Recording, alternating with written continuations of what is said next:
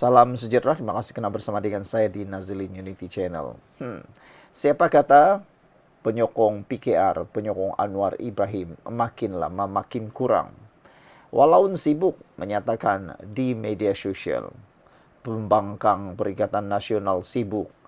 Sibuk apa? Sibuk perasan. Sibuk apa? Sibuk mengatakan kononnya mereka yang terhebat sekarang.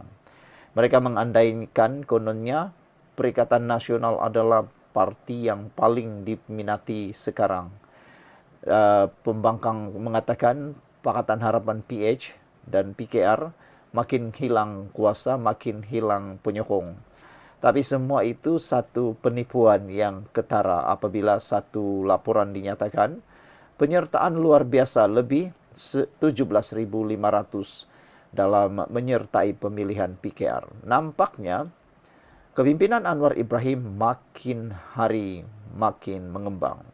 Sebelum kita teruskan ulasan kali ini, jangan lupa siapa yang ada masalah gout, kencing manis, dan tinggi darah, tekan butang produk yang ada dalam video ini. Saya tidak jual ubat, tapi saya hanya kongsikan kepada Anda karena sudah ramai yang mencoba membeli produk ini, sembuh, dan ada yang menjadi lega selepas mencobanya. Tidak rugi untuk membelanjakan uang yang sedikit untuk mendapatkan kesembuhan yang luar biasa.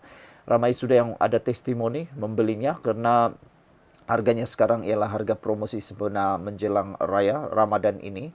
Nanti Raya harap-harap adalah ubat Anda ataupun adalah payung disediakan. Payung sebelum hujan lah kan, bersiap sebelum kena. Nanti Raya takut pula Anda tak ada apa-apa persediaan. Nanti orang Raya kita pula diam-diam di rumah kena gout. Jadi cepat beli, tidak rugi untuk belanja lebih kurang dalam 10, 20, 30 ringgit saja, bukan mahal pun. Oke, baiklah. Penyertaan luar biasa lebih 17.500 orang sertai pemilihan PKR. Ini luar biasa. Maknanya Anwar Ibrahim makin hari makin mencengkam. Pengerusi JPP Dr. Zaliha Mustafa berkata, penyertaan dari 222 bahagian itu mencerminkan komitmen tinggi ahli dalam mengukuhkan proses demokrasi. Pemilihan PKR merekodkan penyertaan luar biasa dengan lebih 17.500 pencalonan diterima selepas proses penamaan ditutup kemarin, kata jawatan kuasa pemilihan parti JPP.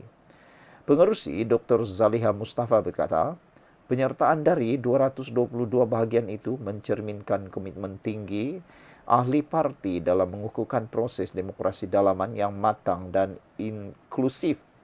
JPP ingin menzahirkan penghargaan semua anggota parti yang telah menyertai proses ini dengan penuh semangat dan dedikasi. Penyertaan besar ini membuktikan bahawa PKR terus menjadi wadah perjuangan yang demokratik, inklusif dan terbuka kepada penyertaan akar umbi.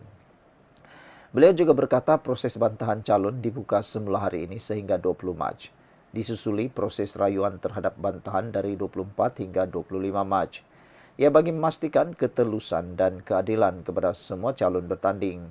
Sementara itu, bagi calon yang memilih untuk menarik diri atau membatalkan pencalonan, mereka diberi ruang untuk berbuat demikian sebelum 20 Mac.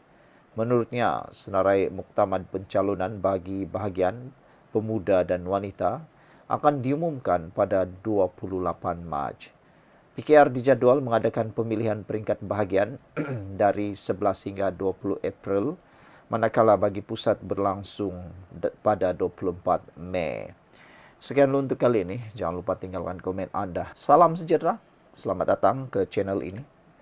Kita akan kongsikan sekarang keputusan terkini rayuan Syed Saddiq Syed Abdurrahman berkait dengan keputusan beliau didapati bersalah dan telah dijatuhi hukuman penjara selama 10 tahun dan juga sebatan.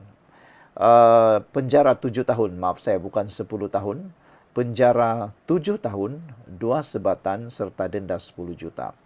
Nasib Syed Saddiq Syed Abdurrahman kini berada di hujung tanduk. Yang lebih pelik dan lebih kesian lagi ialah sekarang ini Syed Saddiq Syed Abdurrahman terkenal di media-media sosial, khususnya seakan adanya jalan romantik. Tak tahulah mereka bercinta kah tidak, tetapi ada babak-babak romantik antara seorang artis. Jadi ada yang memberikan kata-kata perangsang kepada Syed Saddiq Said Abdurrahman supaya dia menang.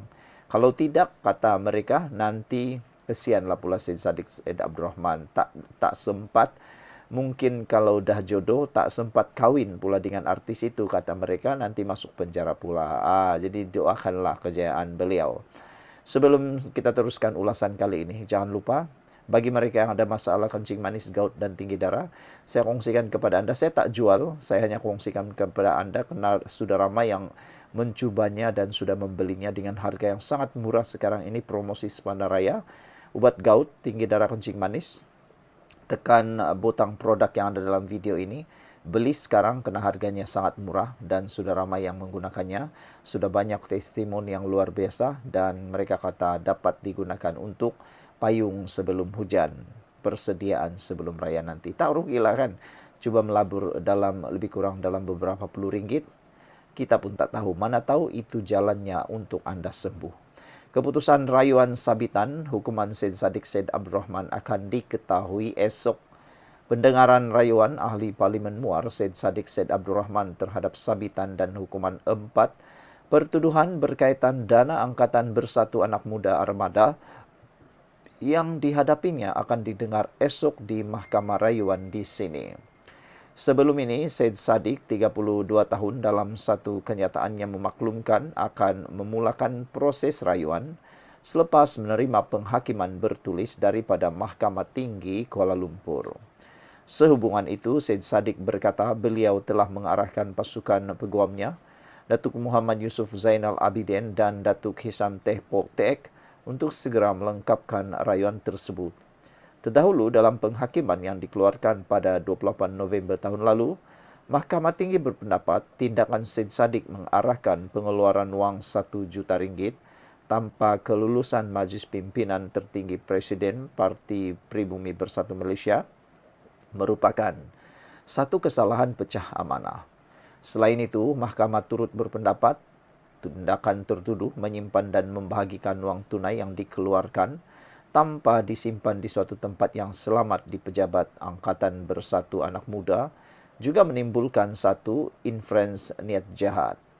Pada 9 November 2023, Mahkamah Tinggi menjatuhkan hukuman penjara 7 tahun dan 2 sebatan serta denda 10 juta ringgit ke atas Syed Saddiq selepas beliau didapati bersalah atas 4 pertuduhan tersebut.